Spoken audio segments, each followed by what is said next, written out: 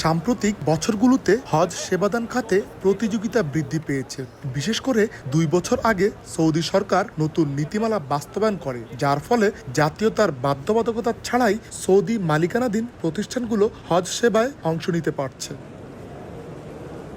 Saudi হজ ও ওমরা মন্ত্রণালয় জানিয়েছে, লাইসেন্সপ্রাপ্ত সব কোম্পানি ইতোমধ্যে হজযাত্রীদের সেবার জন্য নিজেদের প্রস্তুতি সম্পন্ন করেছে। মনোনীত কোম্পানিগুলোর মধ্যে 2টি প্রতিষ্ঠান 1,55,000 এর বেশি এবং আরও 2টি প্রতিষ্ঠান 1,46,000 এর বেশি হাজিকে সেবা দেবে।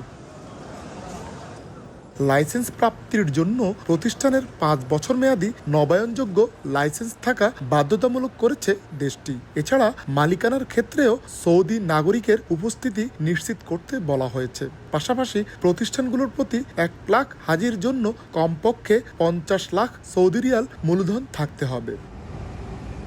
চলতি বছরের হজ ব্যবস্থাপনায় প্রযুক্তির ব্যাপক ব্যবহার করা হবে। স্মার্ট বুক, ই পাস এবং ই গেট প্রযুক্তি ব্যবহারের মাধ্যমে হাজিদের আগমন ও প্রস্থান প্রক্রিয়া আরও সহজ করা হবে। এছাড়া ভুয়া বিজ্ঞাপন ও প্রতারণা রোধে সৌদি সরকার কঠোর পদক্ষেপ নিচ্ছে। লাইসেন্স ছাড়া কোনো ব্যক্তি বা প্রতিষ্ঠানের মাধ্যমে হজ প্যাকেজ গ্রহণ না করার পরামর্শ দিয়েছে মন্ত্রণালয়।